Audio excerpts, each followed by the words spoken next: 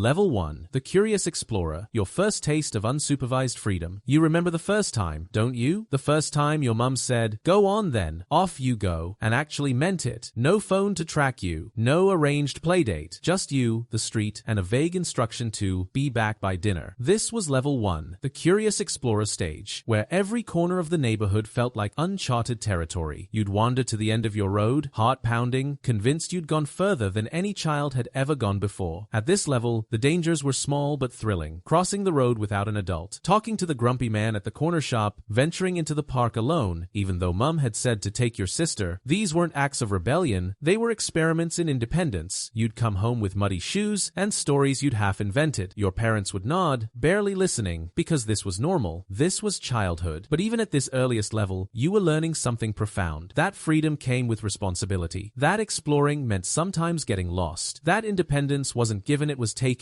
one brave step at a time. Today, that same 6-year-old walking to the park alone would cause panic. Someone would call the police. But back then, this was just the beginning. Level 2, the grinder, pushing boundaries and testing authority. Once you'd tasted that first bit of freedom, something changed inside you. Level 2 wasn't about gentle exploration anymore, it was about grinding against the edges of what was allowed, seeing how far you could push before someone pushed back. This was when you started staying out longer, when be back by dinner became be back by dark, and even that deadline was more of a suggestion than a rule. You discovered that your parents weren't actually tracking your every movement. At Level 2, you found your crew, those neighborhood kids who became your partners in adventure. Together, you'd cycle miles from home, no helmets, no high-vis vests, no adults trailing behind. You'd race down hills at breakneck speed, feet off the pedals, wind screaming in your ears, feeling gloriously, dangerously alive. You climbed things you weren't supposed to climb, trees with branches that bent alarmingly under your weight, construction sites that were supposed to be locked but never were, school roofs after dark, railway bridges. Anywhere that was technically off limits became infinitely more interesting. The scraped knees became deeper cuts. You learned about consequences not from lectures, but from experience. From the time you fell out of that tree and couldn't tell your mum because she'd told you not to climb it. This level was about resilience, about learning that pain was temporary, that embarrassment faded, that failure wasn't the end of the world. You were grinding through lessons that modern children learn from apps, except you were learning them with your body, your instincts, your street-smart survival skills. Parents today would be horrified, but we were learning how to look after ourselves, how to assess risk without an adult's constant input. Level 3, the strategist, mastering the art of not getting caught. By Level 3, you weren't just pushing boundaries, you were studying them. You'd become a strategist. This was when you learned that freedom wasn't just about being brave, it was about being smart. You started understanding patterns. When your parents were distracted, when the shopkeeper wasn't watching, you learned the geography of your neighborhood like a military general, which alleys led where, which fences had gaps, which houses had dogs that actually bit versus dogs that just barked. This was the golden age of the den. Not just any fort made from sofa cushions, but proper, secret hideouts in the woods, in abandoned buildings, in corners of the world adults had forgotten about. You'd spend entire weekends hauling materials, wood, blankets, candles you'd nicked from home. At Level 3, you also mastered the art of the excuse, the perfectly crafted alibi for why you were 3 hours late, the innocent face you'd pull when accused of something you definitely did, the way you'd coordinate stories with your mates so everyone's version matched. You learned to read people, to know which teachers you could push and which ones meant business, to recognize the difference between real danger and the kind of danger that was actually just exciting. Money became important at this level. Pocket money you'd saved, coins found down sofas. This money bought independence, sweets from the corner shop, comics, a ticket to the Saturday morning pictures. You were learning the deeper mechanics of freedom. You weren't just living childhood, you were optimizing it. And the really remarkable thing, your parents knew. On some level, they absolutely knew what you were up to. They just didn't care. Not in a neglectful way, but in a way that said, we survived our own childhoods, so will you. Level 4, the challenger, testing yourself against real risk. Level 4 was where childhood stopped being a game and started being a proving ground. This was when you deliberately sought out risk, not stupidly, but purposefully. You wanted to test yourself, to see what you were made of. This was the level of the dare. Someone would say, I bet you won't jump from that wall, and suddenly your entire reputation hung in the balance. Your legs would shake as you climbed up. Your friends would watch, silent, waiting to see if you'd bottle it or become a legend. And you'd jump, not because you wanted to, but because backing down wasn't an option. You'd hit the ground hard, ankles screaming, trying desperately not to show the pain. And your mates would cheer and and in that moment, you'd feel invincible. At level 4, you explored places that were genuinely dangerous. Derelict factories with floors that could collapse, old air raid shelters, construction sites where machinery stood like sleeping monsters. These weren't supervised adventure playgrounds. These were real, actual hazards. You played with fire literally, building bonfires in waste ground, watching the flames climb higher than they should. You experimented with fireworks in ways that would make modern health and safety officers weep. Bangers in bottles, rockets, aimed at nothing in particular. This level was about competition. Who was the bravest? Who could climb the highest? Who could steal from the corner shop without getting caught? These were tests of character that would shape who you'd become. You learned about fear at level 4, real fear, and you learned that you could do things despite being afraid. That courage wasn't the absence of fear, it was action in the face of it. Some of us got hurt at this level. Broken bones, stitches, scars we still carry today. And when we did, we learned how to deal with pain. Not to run to an adult at the first sign of discomfort, but to assess the damage and push through. Today's children are protected from all of this. They're safer, certainly, but are they tougher? Do they know what they're truly capable of? We did, because we tested ourselves against real challenges. Level 5, the veteran. When freedom becomes your natural state, by the time you reached level 5, something fundamental had shifted. Freedom wasn't exciting anymore, it was just how life worked. You'd become a veteran of unsupervised childhood. You had a paper round. Every morning, before school, you'd drag yourself out of bed in the dark and navigate your route through frost and rain. Nobody drove you. Nobody supervised you. You just did it. Or maybe you had a milk round. Standing on the back of a moving milk float at 5 a.m., jumping off while it was still moving, learning the rhythm of physical work before most modern children are even awake. At level 5, you traveled. You and your mates would hop on a bus to the next town over. No adults in sight, just to see what was there. You'd spend entire Saturdays in places your parents had never been, living whole secret lives. You developed a reputation. In your neighborhood, among your peers, you were known for something. Maybe you were the one who could get into anywhere. Maybe you were the entrepreneur with a side hustle. Maybe you were the one everyone called when something needed doing that required skill or courage. This level brought wisdom. You'd seen enough, experienced enough close calls, enough consequences that you became naturally cautious without being fearful. You assessed risk automatically, not because adults had taught you to, but because you'd learned through experience. Your relationship with adults had evolved too. You weren't intimidated by authority anymore, but you'd learned to navigate it. You knew which battles to fight and which to avoid. At level 5, British childhood became your identity. The freedom, the risk, the independence, these weren't special experiences. They were normal. They were daily life. Today, this level doesn't exist for most children. The paper rounds are gone. The independent travel, the unsupervised work, all of it has been regulated or removed entirely. But for those of us who lived through level 5, we carry it with us still, that unshakable sense that we can handle whatever life throws at us. Level 6, the innovator, creating culture and leading the pack. Level 6 was reserved for a special breed. These weren't just kids who participated in childhood. They were the ones who defined it. The innovators, the leaders, the ones who pushed the boundaries so far that everyone else followed. You knew these kids. They were the ones who turned up to school with a new fashion that everyone would be wearing by next week. They discovered the best abandoned buildings, the best shortcuts, the best places to hang out that adults didn't know about. At level 6, you weren't just testing yourself anymore, you were pushing the entire culture forward. Maybe you organized the massive football matches that would draw kids from 5 different neighborhoods. Maybe you ran a proper little business from your bedroom. These were the kids who had sophisticated operations, who could forge their parents' signatures so convincingly that teachers never questioned it, who understood the adult world well enough to operate within it, disguised as children but functioning with near-adult capability. They also carried the scars to prove it. By level 6, you'd had real encounters with authority, maybe a run-in with the police though. Back then, they'd more likely clip you round the ear and send you home. Level 6 kids were the bridge between childhood and the adult world. They worked real jobs, sometimes lying about their age. They navigated adult spaces, pubs that would serve them despite being underage, clubs with lax ID checks. Today's culture has no equivalent. Social media influencers aren't the same. Their rebellion is performative, supervised, monetized. But back then, level 6 kids were creating culture in real time with real stakes. They were the legends of their neighborhoods. They proved that children, when given autonomy, could create something remarkable. Level 7, the legend, the stories that outlived the decade. Level 7 wasn't about individual kids anymore. It was about the myths, the stories that became part of the collective memory of an entire generation. The behaviors so audacious, so risky, so utterly incomprehensible by modern standards that they've taken on an almost mythological quality. Every area had its legends. The kid who supposedly actually built a working motorbike in his garage at age 13, the group who broke into the old asylum, the children who created an entire underground trading economy at school, operating for months before a single adult noticed. At level 7, the line between reality and myth becomes beautifully blurred. Did these things really happen? Probably. Exactly as we remember them? Maybe not. But that's the power of legendary behavior. It doesn't need to be perfectly factual to be perfectly true about the spirit of that time. These were the kids who hitched rides to different cities and made it home before their parents missed them, who demonstrated a level of resourcefulness that seems superhuman when viewed through the lens of modern, supervised childhood. Level 7 includes the collective experiences too, the things we all did that would be unthinkable now. Entire summers spent outside, with no way for parents to contact us, swimming in rivers and quarries that had no lifeguards, no safety equipment, no adult supervision at all. The legends of Level 7 exist because they had to exist. In a world without constant documentation, stories became immortal. They were passed down, embellished, transformed into the mythology of a generation. Today, nothing can become legendary in the same way. Everything is documented, verified, fact-checked. Modern childhood creates no legends because it's too visible, too supervised, too safe. But we remember, the Level 7 legends aren't just stories about what kids, they're proof that we were capable of extraordinary things when given the chance. And they're gone now, not just faded, but actively prevented. But the legends remain, proof that once upon a time, children were allowed to be wild, free, and genuinely, dangerously alive. So tell me, which level did you reach, and what would you tell a child today who'll never know what any of this felt like? Drop your stories in the comments. The legends don't have to die with us.